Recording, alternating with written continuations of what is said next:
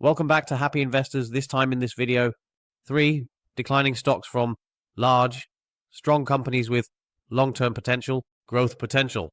These stocks have dropped by about 30 to even 60%, and in my opinion, all 3 end up in a buying zone. The exact moment to invest is always tricky to determine, but we're going to look at a number of characteristics. For these 3 stocks, 2 of them do seem very interesting, especially for the long term. The third, the last one, might be a little less appealing, but where might the market surprise us? At least the company and the management. Now, if you don't know me yet, my name is Yorick Vermeulen, owner of Happy Investors. I actually started over 10 years ago when I was 23. I also have some experience in crypto and such. I have specialized in stocks. Why? You can analyze stocks of companies. I also have a background in entrepreneurship. And now our company, Happy Investors, where we help people with simple investing, has already grown. And yes, every year a lot of new people join our community. Every month about 100, sometimes a bit more. So that's really great, all of it. And through this channel, Happy Investors, I occasionally share interesting stock analyses in various types of variations, sometimes declining stocks, sometimes really rising stocks from growth stocks. But this video is about declining stocks. And for your understanding to realize daily, I analyze countless stocks, often through screeners and data sources and data tools. However, every once in a while, you come across a potentially great company that you want to pick out for further research. We're not sharing that in this video. This is purely for inspiration. These are well-known companies, so it's easier to analyze them yourself. However, I do know that the opportunities lie either with declining companies that have fallen unfairly, or precisely in relatively small companies that are still in the early stages of their growth phase. And the declining stocks might fall into the first category, namely, they may have dropped too much, too harshly punished by the market. The market thinks short term, but in the long term it might have potential. Let's investigate if that's actually the case. I'm also curious about your opinions, your reactions to these companies. Let us know. Let's help each other by sharing information. This way, we all win. AMD stock has dropped significantly, and it may be that after this recent drop in such 35% makes AMD interesting enough to buy for the long term. Let's take a look at some characteristics in this analysis. Now, Advanced Micro Devices with the ticker AMD is of course well known in the world of investing, and there are a number of interesting pros and cons. There are also a number of extensive analyses that you can certainly study yourself, but they all come down to the same thing. On the positive side, AMD has a large market. A stock gained in the posting of, for example, Intel. On the other hand, when it comes to Nvidia, of course it is the more dominant player for AI. But also for AMD, can AI be a huge growth market? Often it's the winner takes it all. Only if the market grows that quickly, and AMD has a solid position. Can it still grow for the long term? That's at least what Morningstar thinks. They give a 4-star rating, with a fair value estimate of $160 while the current price is $113. So that indicates that they believe the stock is undervalued. They also indicate that there is a smaller economic moat, or in other words, a competitive disadvantage. Analysts think the same. They give an average price target of 166. And it's quite striking to see that there are so many analysts, and yet the price is much lower than the given price. You often see this kind of discrepancies in the market, especially with lesser-known companies that have almost no coverage. Anyway, for some reason, AMD has dropped a lot, and the market thinks in the short term that AMD is worth less. So the question is whether they are right, looking at the normal valuation. Ratios like price to earnings, even for next year, seem to be really extremely high. However, if you adjust it for the earnings growth on EPSA, the PE ratio seems attractively low. Below 1, you don't see that very often with unique growth companies. However, the price to sales ratio is a bit on the high side, the book value as well, and the same goes for the price to cash flow. So you definitely need further analysis here. For example, in the balance sheets. And, of course, the decision-making of management is very important. Now, the market value has now fallen to below 200 billion. Yes, in terms of debt, almost no risks. And the cash position is just relatively small, but at least it's there. Solvent. The solvency is in good shape. Just look at the good expectations, for example. Those are excellent for AMD. Overall, based on factor analysis, the stock gets a hold rating. But for example, the EPS growth for the coming years looks impressive. And for example, the EPS growth for the next 5 years is estimated by analysts at around 44%. So that's quite an impressive profit growth. Let's take a look at the current profitability. Then we see that the gross margin is currently a bit lower, 7.5% in terms of the 5-year average. By the way, 10%. I don't find the profit margin for 5-year averages from AMD to be very strong either. If you compare this, for example, with Nvidia, and you often see that the strong dominant players have much higher profit margins, often above 15%, above 20% depending on the business model, and also the competition within the sector. For example, we also see that the return on equity is currently very low, but the 5-year average is indeed high. So, if you think a bit further, you might consider that, the profit margin was much higher in the past. What happened that caused it to be lower now, and can it come back? In any case, up to the average of AMD over the past 5 years, or even above that. For example, let's look at the revenue growth. That's interesting, but the costs are also rising significantly. So, maybe the most interesting thing to see is that the R&D costs are also gradually continuing to increase a lot. That's very good news. Of course, when you talk about innovation is crucial, so you want the management to invest relatively a lot of money in R&D. But the effectiveness of research and how many good products come out of it, and what is the profitability of that? Yes, that's really true again. Next, level research. You need a lot more time for that and much more in-depth analysis of the company. And that's how you can make a difference in investing. So don't just buy stocks based on a few statistics that we show here in the video. No, you always have to do your research very well, researching the company. And for example, also looking at R&D, what is the effectiveness of that? Furthermore, you see a number of other data, but I want to show you something. The cash flow. So net income might seem low at this moment compared to, for example, 2021. However, if we look at the income statement, we see that since actually 2022, there have been larger write-offs from amortization, in the cash flow. Both operational and free cash flow, you can add the duplication and the amortization. So we see that too. This is happening here. And that's why it all seems to be okay regarding cash flow. So that cash flow is indeed a bit higher than normal. On the other hand, it's compensated by, for example, more depreciation in changing accountants. Receivable. Those CapEx investments are actually increasing over the years. Keep that in mind. But all in all, AMD is still an asset-light earning model, which is of course interesting, and recently they have also made some cash acquisitions, and paid down some debt. So all in all, it's quite an interesting development from multiple perspectives from the finance and accounting side. However, if you simply look at some figures based on valuation, the share initially appears to be significantly overvalued compared to historical valuation, even after this decline. However, if you zoom in on more recent data, it is actually not that bad. It could even be that AMD is now approaching its fair value, but a big but, and that is then, we're talking about price to earnings equal to 30. Why does it come to 30? Because analysts, and there are quite a few of them, expect that the EPS growth will indeed be above 40%. Well, two things can happen. Either this will be fulfilled with all that urgency, or those high expectations won't be met. And keep in mind, the higher the expectations, the harder it is to meet them. Sometimes you can also be surpassed. Just to set that aside. But in general, the higher the expectations, yes, it often turns out negatively, because you also have it's already difficult to estimate the longer term, let's say over 3 to 5 years.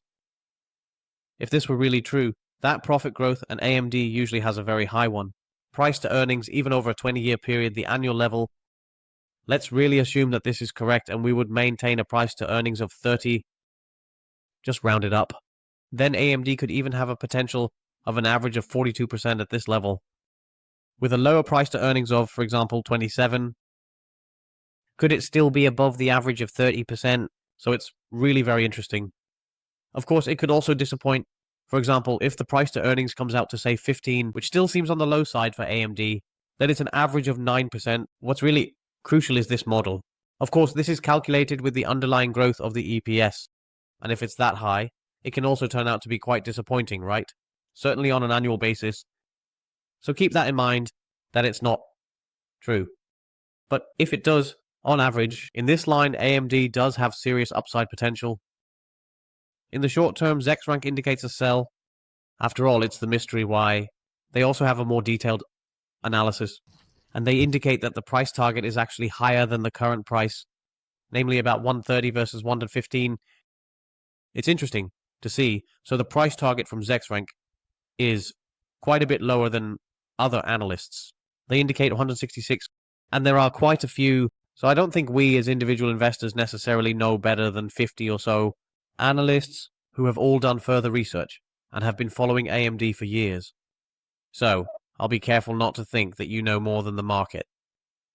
That's often not the case. But ZexRank, isn't it a bit more conservative in their forecasting? But it does indicate that there could be something in the 6 to 12 months. In any case, a small increase of about 10% can take place. But in the very short term, they do indicate a sell, probably because of the bad momentum. Of course, what's more important is to just think long term. That increases your chances of success significant.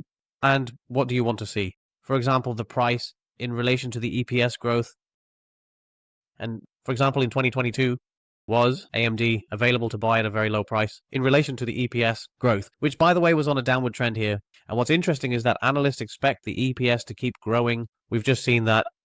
But the price is now actually reaching the graph, the trend line.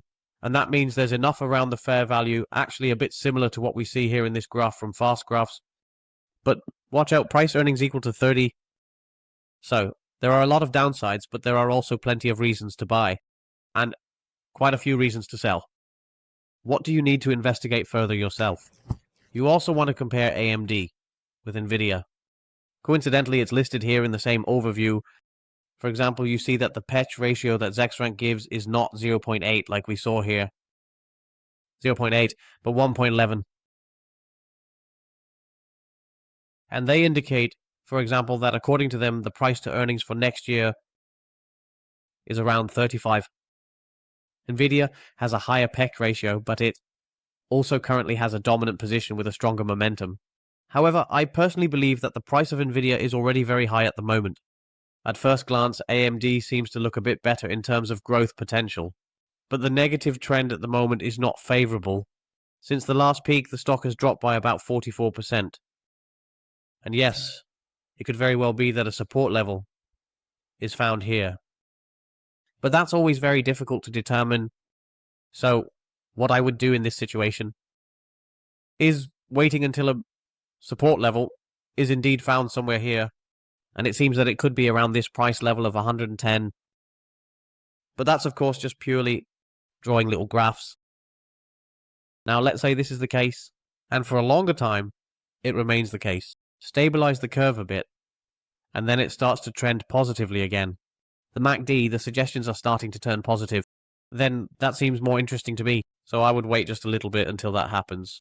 Of course, you want to look at the fundamental level, and in that it's important to see, can all AMD live up to this high profit growth expectation? And if that's the case, then the current valuation seems acceptable. Not on the low side, not like in 2022, when we can buy AMD at a much lower price. By the way, since then it has risen by as much as 300%, and at the current price it has even doubled. But all in all, it could be, especially if AI keeps pushing forward, that AMD will definitely benefit from that.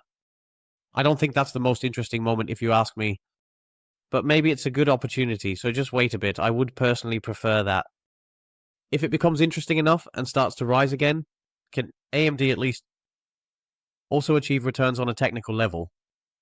Well, in the short term as well as in the long term, I'm really curious about what you think of AMD. Let me know in the comments. For what then? And now we're moving on. Adobe shares have dropped by about 35% since the last peak.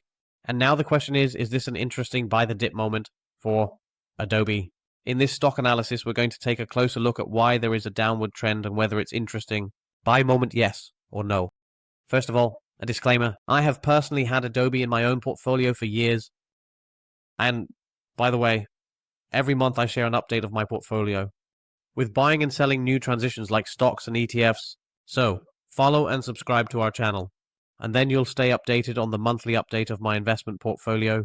Here we see Adobe's position.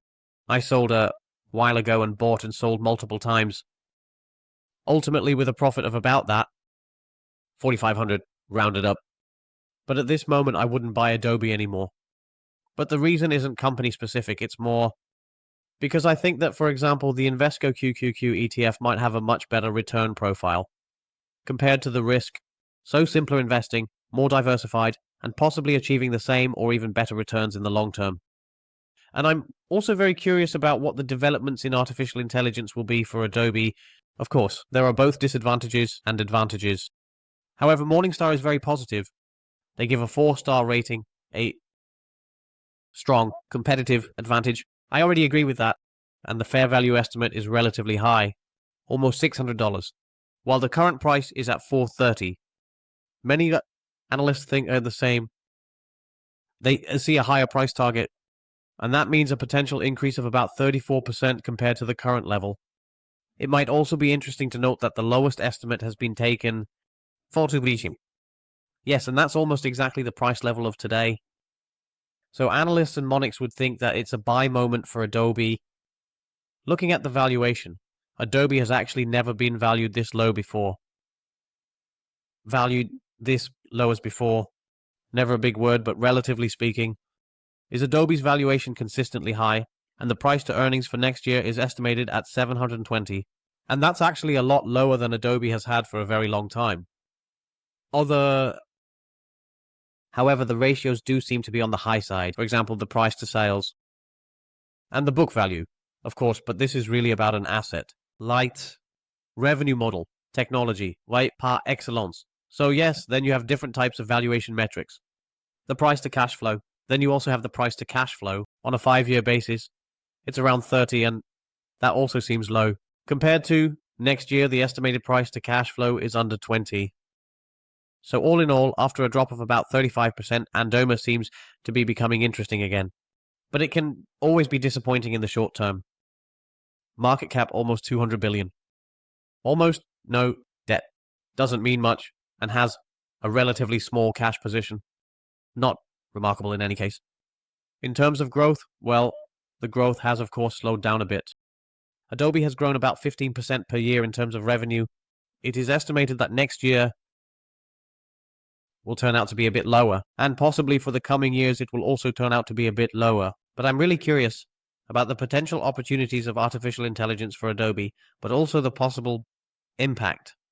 Let's not forget, of course, AI is moving really fast, and there are already all sorts of applications, for example, on JetDBT to create images. So it's just a question of what role Photoshop will play in that. Of course, there are also competitors doing the same thing, like Canva and other players. Now, the EBIT growth and EPS growth, they're not great, but they are positive. So, opinions are divided on that. Are we looking at the profit margin? That remains high, a sign of a slight advantage. Strong company. Net income margin has dropped significantly, but it's still at 25%. And the mutual equity remains high. Good sign that management handles the money efficiently.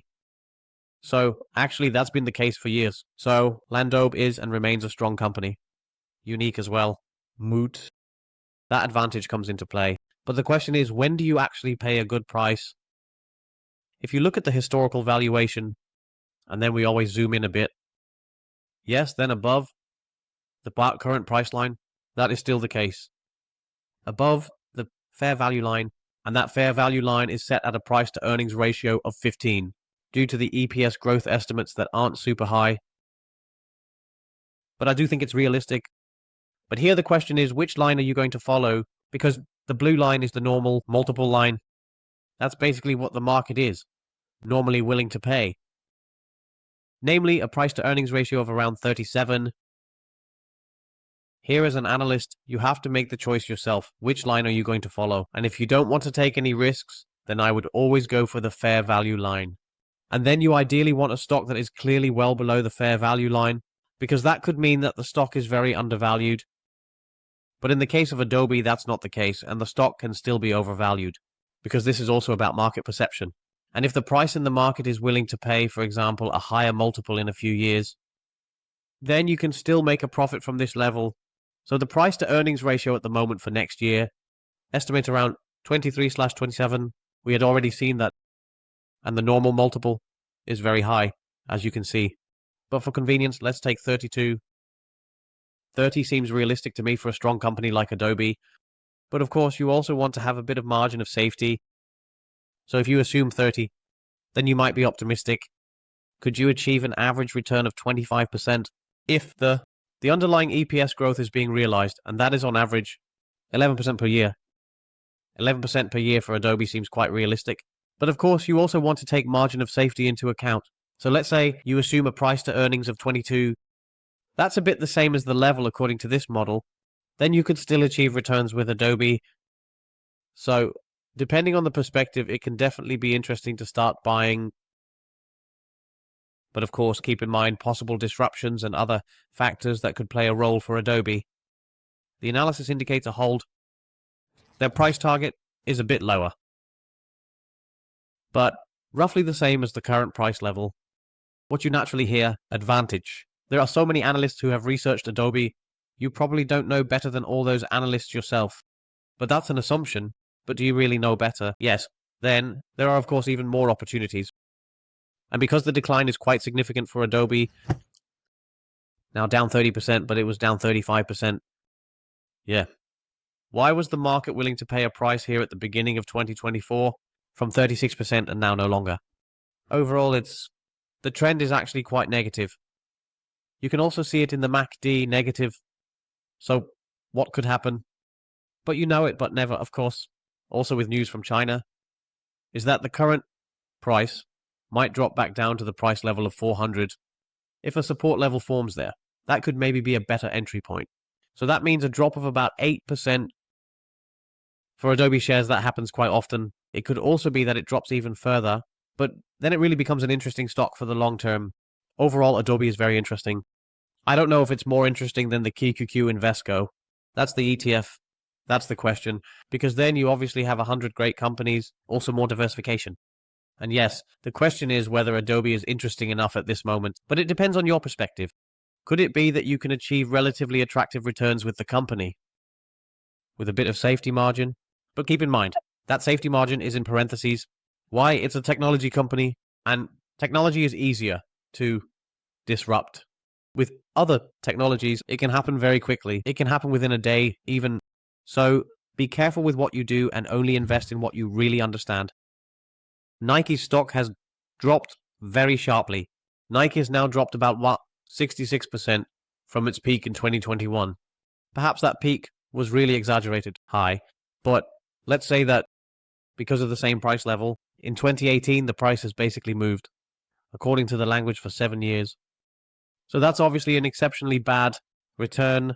If you had applied buy and hold in 2018, up until today, the day for the company Nike. Now, this company is of course very well known, economic mood, but the question is what the future holds. Also, of course, the eternal competition and things like that. Opinions are very divided. We start with Morningstar. It gives a higher fair value estimate of $112, while the current price is only $75. That's why they give it a 5-star rating for the company. And the economic moat, according to them, it's wide. In other words, a strong competitive advantage. And of course, Nike has a very strong competitive advantage based on storytelling, marketing, branding. That's the competitive advantage. But, of course, price pressure always plays a role. So that current valuation is still not super attractive despite a significant drop in the stock price. The price earnings remain at 23, but for next year, it's even estimated to be 37. Well, that's obviously not good. The luck ratio is therefore super high.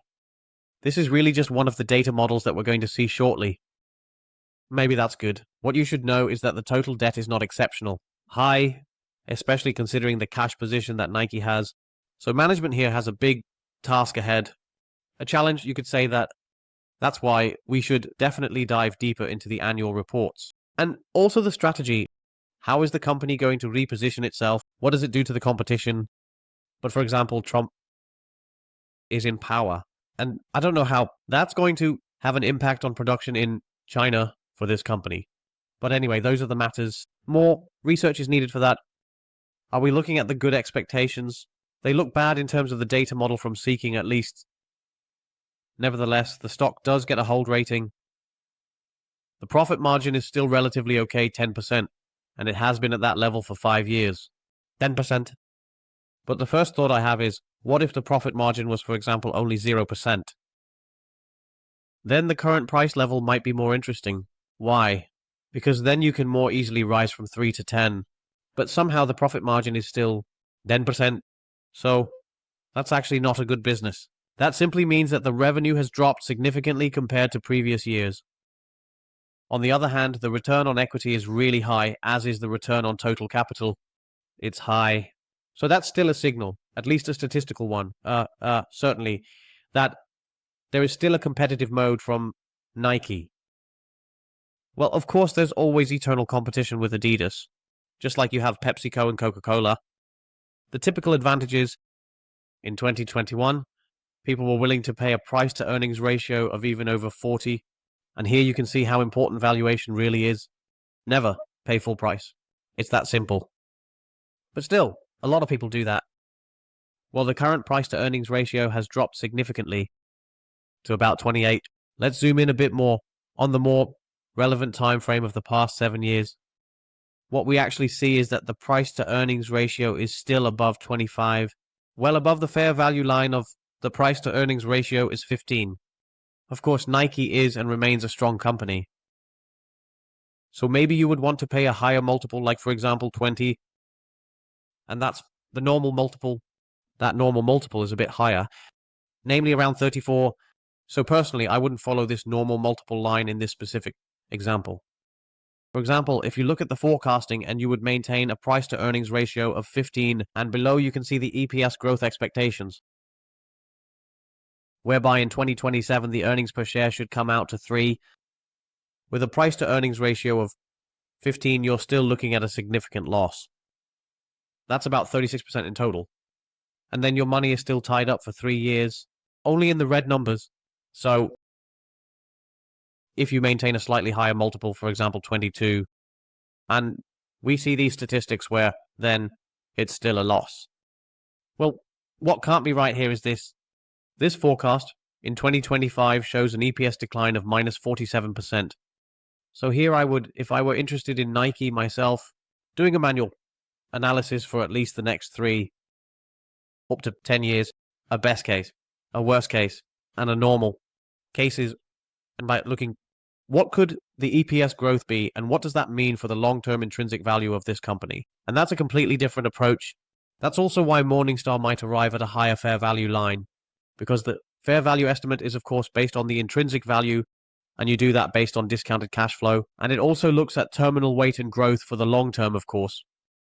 So then you can have a higher fair value estimate. So the question is, who is right here? For the short term, however, Zexrank thinks it's a strong sell. We're giving a much lower price target for the next 6 to 12 months of even $60. That's still a decline of about 20% from the current price level, so that's really quite a significant drop. We also provide a number of reasons why it is a sell.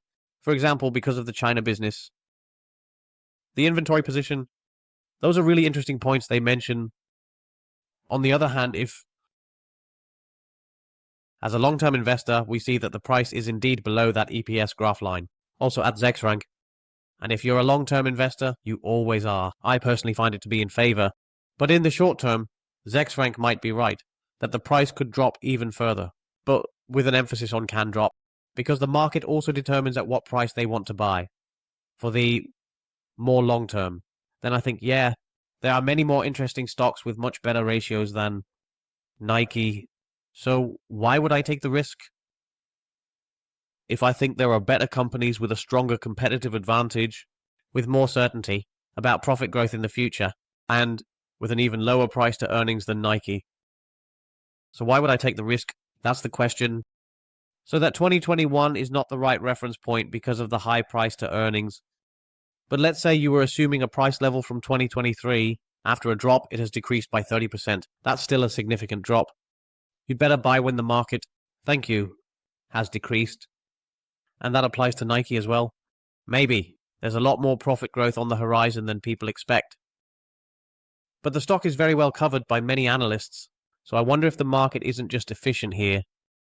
And all in all, there may be a bottom forming here because of the short-term support level at the price level of Nike. From 71, what we see here. So that could mean that either the high steel is moving or is going back up. But if this support level is broken downwards, then Zexrank might be right that it drops to 60. That's quite a significant drop from this level, isn't it? And the lower or the price, of course, the more margin of safety you get.